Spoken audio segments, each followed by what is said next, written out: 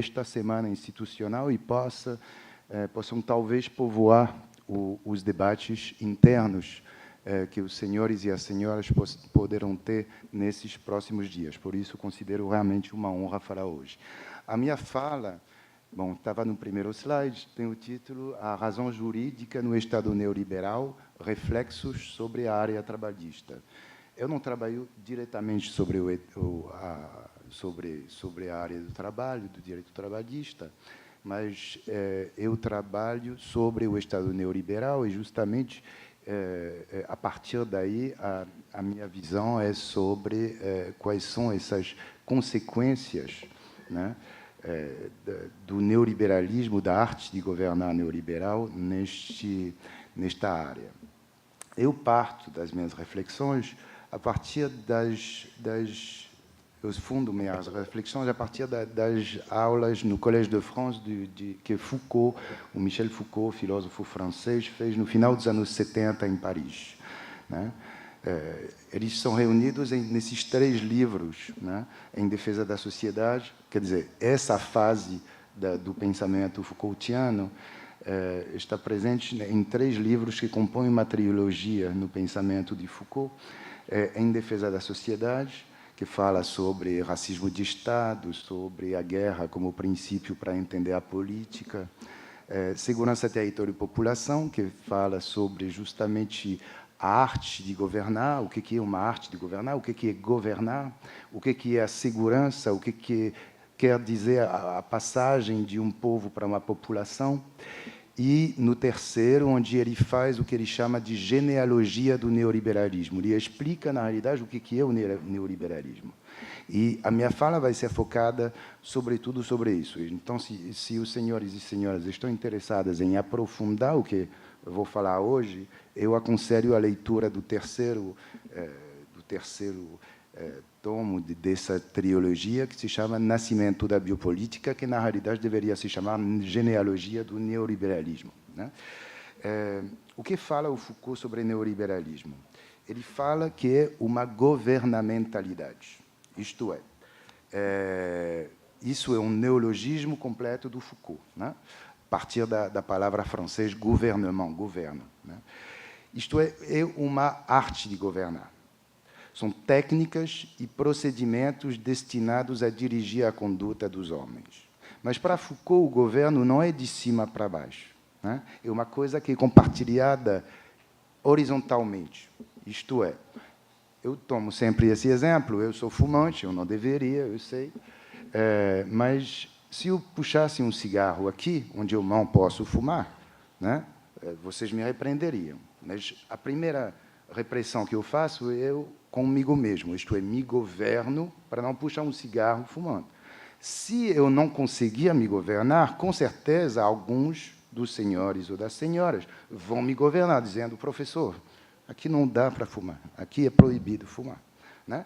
E se não bastar, vamos para a sanção, né? Vamos para o administrativo e talvez para o judicial, né? Então, esses pequenos governos é que fundam essa arte de governar, segundo Foucault, né? Então, todos nós governamos, governamos os outros, fazemos parte desse governo a partir de dispositivos normativos que nos impõem uma certa conduta, ok? Então, nunca esqueçam que, quando eu vou falar governo, não estou falando do governo Temer, estou falando dos efeitos de poder que estão fundando, né, a nossa sociabilidade do dia a dia, né? E o que tem o neoliberalismo, de novo, em relação ao liberalismo? Na realidade, o Foucault apresenta assim, apresenta várias coisas, aliás, mas uma das coisas é essa. O liberalismo é justamente, ele funda a razão jurídica como central na política, né? Você tem direitos, você não tem direitos, você pode apelar, né, para defender seus direitos, ou, enfim. Aí é uma sociedade que ele chama de normação, que se funda na norma, né? Todos os estados contemporâneos, o Estado brasileiro, né, no século XIX, o Estado francês no final do século XVIII, se fundaram, né, com essa vontade de dar ao Estado o poder e o dever de garantir direitos. Pelo menos foi assim que ele se apresentou. O Estado neoliberal é isso. O Estado neoliberal é completamente distinto, né? Justamente porque ele se funda no governo e autogoverno de cada um e no governo recíproco de todos nós. Isto é, para o Foucault, estamos numa era de normalização. A gente define um modelo, que é o normal, e depois todo mundo tem que se adequar a esse modelo. Se você não se adequar a esse modelo, você perde pontos. Você é desvalorizado socialmente, né? E a gente pode falar de qualquer distinção social. Homem e mulher, né? A gente sabe, se você é mulher, você tem menos ganhos sociais, você é menos valorizada do que o homem na sociedade atual, né? Porque o normal é ser homem. Mulher é um gênero definido quase que negativamente em relação ao homem, né? Branco, negro, homossexual, heterossexual, tudo isso, todas essas distinções, elas compõem uma hierarquização social que faz com que a gente tenha uma ideia bem clara do que é o modelo normal, da qual a gente tem que se aproximar, né? E, na realidade, é isso que nos leva a desenvolver estratégias para as nossas vidas. Isso que nos governa, né? Não é tanto o medo da sanção. A sanção é mais suave, a sanção é social, a sanção é do dia a dia, é no olhar do outro, né? É o medo de desagradar, o medo de ser desvalorizado, de ser tomado por alguém que a gente não quer ser considerado, né? Então, estamos falando de autogoverno. Governo recíproco de cada um a partir de critérios normalizadores definidos pelo quê? Por um regime de verdade, nos diz Foucault. É por isso que estamos passando de uma sociedade de disciplina, mesmo que tenha muitas tecnologias disciplinares hoje em dia, como o encarceramento, mas estamos passando, aos poucos, de uma sociedade de disciplina a uma sociedade de controle generalizado de todos contra todos, né? Mas qual o regime de verdade que define, justamente, o que é o normal, o que é o desejável, né? E o Foucault foi buscar o que é esse regime de verdade. Para ele, este regime de verdade é o mercado. É assim que a gente passou da razão de Estado, jurídica, ao Estado mínimo, baseado numa racionalidade mais econômica. Antigamente, para o Foucault, isto é, antes do final do século XVIII, onde ele situa uma ruptura, né? O que a gente tem no final do século XVIII? Revoluções liberais, francesas, americanas, Revolução Industrial, né? Que está começando na Inglaterra, que vai ser aprofundada no século XIX, capitalismo se impondo como ordem econômica, né? Substituindo o feudalismo, né? Então, a gente tem tudo isso, o Estado de Direito chega junto, né? A democracia representativa, ou uma ideia republicana, aparece junto. Então, a gente tem uma concomitância de eventos que, com certeza, são todos ligados, né? O mercado, nisso aqui, o que mudou? O Foucault diz, antes do século XVIII, a gente tinha o mercado como lugar de justiça. Ele apresenta 3 argumentos para isso. No mercado medieval, na feira medieval, o que tinha? Tinha uma polícia, tinha o aparecimento de uma polícia das feiras, que controla justamente a justiça nas relações de troca. A gente tem também os primeiros controles sobre pesos e medidas, né?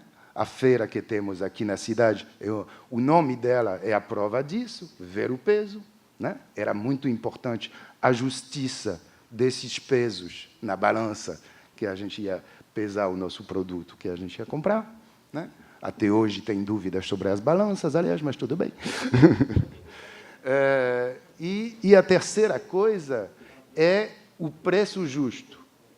Um preço justo, um preço de justiça. Isto é, quando tinha um senhor feudal que tinha pouco de reflexão, ele não tinha nenhuma vantagem nos anos de safra escassa, que todos os servos e trabalhadores livres que trabalhavam no feudo deles morressem de fome durante um inverno rigoroso. Então, o que ele fazia?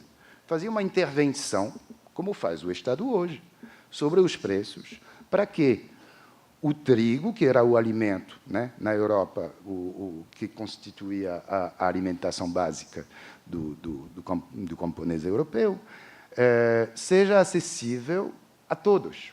Então, ele fazia reservas para poder intervir no momento que o preço ia subir, para poder fazer com que o preço seja justo e que todo mundo possa comprar. Já no final do século XVIII, diz o Foucault, o mercado não é mais lugar de verdade, é lugar de veridição. É o regime de verdade de todas as ações governamentais, isto é, de todas as nossas ações, né? E aí aparece a noção, com o crescimento da economia política, que vai substituir aos poucos como racionalidade a racionalidade jurídica, com esse crescimento da economia política, os fisiocratas, etc., a gente tem a imposição de que existem leis naturais na economia. Uma dessas leis naturais a gente incorporou de tal jeito que nos parece realmente natural. Por exemplo, se eu falar para os senhores e para as senhoras, se tiver pouca oferta e muita procura, o preço, né? Muita procura, pouca oferta, o preço sobe. Parece uma coisa tão natural, né, que a gente nem pensa a respeito. Se a gasolina baixou, é que deve ter, então, né, pouca procura e muita oferta. A gente sabe que não é bem assim, e que o preço sempre foi determinado arbitrariamente, politicamente, e que sempre foi determinado por um jogo de forças e intervenção do Estado. Mas aparece essa ideia do preço natural e da naturalidade das coisas econômicas, né? Isso é muito importante. Então, o nosso modelo normalizador, que cada um tem que se adequar na sua individualidade, né? O que cada grupo social tem que se aproximar, é um modelo normal que é determinado pelo mercado como regime de verdade. Isto vai fazer com que todas as nossas ações e todas as ações governamentais, né, destinadas a dirigir a conduta dos homens, vão tomar sua razão, seu motivo no mercado. Isso é... dá para entender isso aqui? Porque é fundamental para entender o resto, né? Então, a gente tem, claramente, como a gente teve...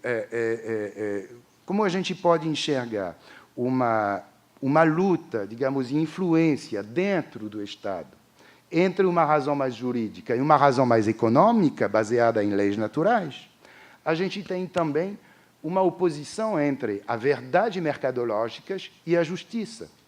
Se, por exemplo, ser pobre é uma coisa natural, por que vou pensar pobreza em termos de justiça? Não faz sentido. Será que um gordo ia entrar em processo contra a lei da gravidade?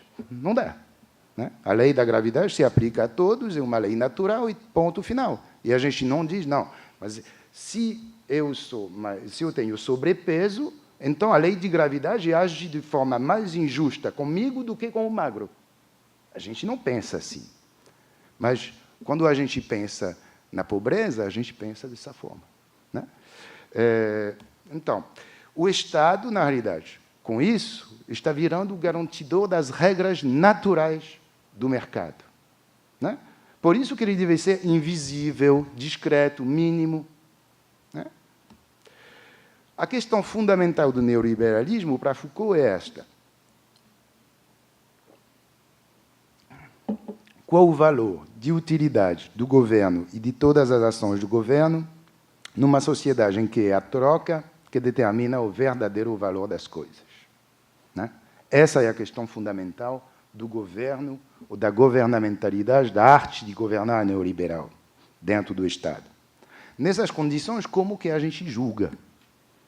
Porque estamos falando com servidores da Justiça do Trabalho, né? Inclusive juízes, desembargadores. Como que a gente julga quando é a troca que determina o verdadeiro valor das coisas? Na realidade, diz o Foucault, né? Não estou inventando nada, só estou falando o que o Foucault fala, pelo momento. Tem duas racionalidades, duas vias no direito. Uma é o que ele fala de via revolucionária ou jurídico-dedutiva. Você tem direitos imprescritíveis e o Estado deve garanti-los. Ok? Eu que associei mais cedo ao liberalismo. E tem outra via, outra racionalidade, que pode servir para julgar, que é a via que ele chama de neoliberal ou radical utilitarista. Neste caso, a realização de seus direitos depende da capacidade e do interesse que o Estado tem em garanti-los, tendo o mercado como regime de verdade para realizar este cálculo e, logo, para fundamentar a manipulação dos interesses. Claramente, para tomar qualquer decisão, inclusive no julgar, eu vou manipular interesse. É interessante fazer isso? É interessante fazer aquilo? O que interessa mais? Para quem? Como que eu vou tomar a minha decisão nessa manipulação de interesses, né? Então, o Estado neoliberal tem várias características. Primeiro, a lógica dele é uma lógica do seguro, do cálculo de riscos. É aí que se funda a manipulação de interesses, né? Inclusive no julgar. A ação do Estado neoliberal deve ser essencialmente mercadocentrada, né? Isto é, deve atender primordialmente aos interesses do mercado antes de colocar uma pauta sobre a garantia de direitos. Vocês estão entendendo o quanto a razão jurídica está perdendo a partir de uma razão econômica que estabelece o mercado como regime de verdade. E, evidentemente, se a ação do Estado é mercadocentrada, ela não é mercadocentrada para todo mundo. Ela beneficia o que se chama em inglês de global players. Isto é, são essas pessoas que, quando elas fecham a sua conta corrente, um país morre na África ou um banco morre na Suíça. Entendeu? Eu já tentei, não funcionou com minha conta corrente. Esses global players, justamente, eles deslocam o seu dinheiro de um país para outro, de um município para outro, e o PIB do município explode por 1000. Entendeu? Os impostos também que a cidade pode angariar são completamente diferentes. Toda uma cadeia de produção muda porque o Bill Gates decidiu passar da Silicon Valley para a costa leste, por exemplo, dos Estados Unidos. Entendeu? Esses são os global players e esses são, na realidade, os mais beneficiados pela ação mercadocentrada do Estado. Então, quando a gente fala mercado, não pensemos numa coisa absolutamente abstrata. É como ela se apresenta, mas atrás dessa apresentação tem pessoas com contas correntes, né? E o Estado, nessa configuração, é uma variável do ajustamento do mercado. Estamos longe da mão invisíveis dos liberais, né? Os liberais falavam, não, deixa o mercado fazer, que o mercado se ajusta por si só, né? Não, os neoliberais não falam isso. Eles dizem, não, o Estado é central na organização da economia, mas tem que ser central no que o mercado não pode prover. Mas não se meta nas coisas do mercado. Só faz as coisas que o mercado precise que faça. Produz os bens coletivos que o mercado é incapaz de produzir por si mesmo. Só isso, né? Então, estamos numa clara oposição entre um homo econômicus que vai pensar as coisas de forma racional a partir da racionalidade econômica, fazer um cálculo de riscos para a sua própria vida. Será que o meu filho, será que eu tenho que pagar esse curso caro de inglês para meu filho? Será que isso vai render para minha família? Será que eu tenho que pagar um MBA nos Estados Unidos? Será que vai render para minha família? Será que eu tenho que me livrar desse emprego e tentar outro? Qual o risco que vai ser associado a isso? Será que eu tenho que fazer esse concurso, essa graduação, etc.? Tudo é calculado, hoje em dia, até nas nossas vidas mais íntimas, né? Muito longe do homo legalis, isto é, o famoso sujeito de direito, que pensava justamente assim: quais são os meus direitos, como que vou garanti-los, como que vou lutar para garanti-los, né? E o ser humano se torna um recurso de acumulação e concentração de capital. Um capital humano. Se pensa em capital humano. Ah, não, eu tenho que fazer um mestrado, porque senão eu vou perder a concorrência com os outros. Ah, eu tenho que fazer aquilo, etc., etc., né? A gente se pensa como uma empresa, né? As definições de tarefas no casal, agora numa família, parece uma empresa. Não, tu leva o filho de manhã, eu busco à noite, porque senão eu atrapalho aqui, e senão...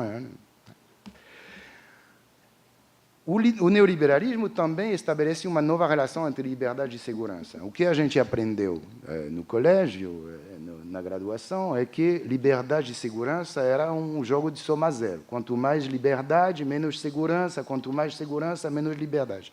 No neoliberalismo, não é essa a relação entre liberdade e segurança. Primeiro, a liberdade é muito longe da definição liberal do termo, que é muito próxima da emancipação da pessoa, né? Ser livre de toda a amarra, poder tomar uma decisão consciente, ser protagonista, etc. E a liberdade neoliberal é a liberdade de empreender, de se arriscar, de participar do jogo. E a segurança é garantir a liberdade de participar e de se arriscar no jogo econômico, né? Então, elas andam de mão dadas no neoliberalismo. Os que não jogam o jogo, os que atentam à liberdade dos outros no jogo, devem ser colocados na margem. Por isso que a gente tem uma taxa de encarceramento sempre exponencial, né? A gente chegou já no terceiro lugar em termos de volume, né? E isso, o Foucault chamava isso de racismo de Estado. Isto é, para que alguns possam viver bem, outros têm que morrer um pouquinho, sempre, né? Sempre há morte quando tem uma vida boa, né? Morte de alguns é o preço que a gente tem que pagar coletivamente para alguns poucos ter uma vida boa, né? A área neoliberal, nesse sentido, é a era da segurança, ou da securização da liberdade de empreender. Todas as nossas relações sociais são penetradas pela lógica do seguro e do cálculo de riscos. Reflexos na justiça trabalhista. Aí eu vou me basear no outro autor, que é um juiz penal francês, que se chama Antoine Garapon. Ele fala que o direito virou ambiental.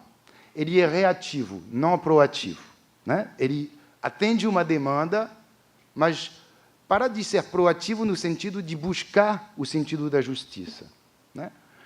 No seu cotidiano, nas varas, pode ser visto assim: eu faço poucas inspeções, né?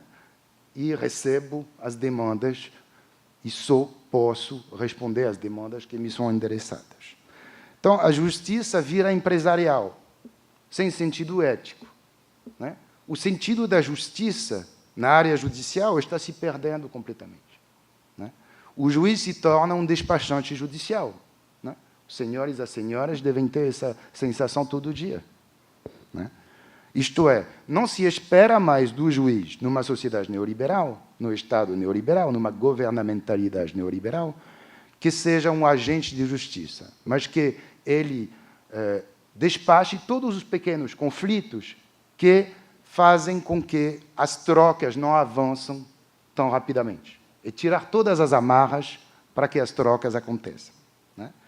Então, nesse contexto, a técnica judicial também tem primazia sobre uma tentativa de definir o sentido da justiça, né? Tudo é definido a partir de critérios técnicos, mas a ética está se esvaziando, está abandonando o campo judicial, né? As práticas judiciais também têm primazia sobre o sentido da lei, né? E no estudo das práticas que devemos no estudo das práticas que devemos procurar o direito trabalhista. Eu gosto sempre de citar outro filósofo francês, desculpem, eu só estou citando autores franceses, me dou conta agora, o Gilles Deleuze, que é contemporâneo do Foucault e que tem essa frase maravilhosa que cada jurista deveria ter assim na sua sala, eu acho. O que me interessa, dizia ele, não é a lei, nem as leis. Uma é noção vazia, porque não existe a lei, né? E as outras são noções complacentes. Quando se fala as leis, e na realidade fala a ordem jurídica atual.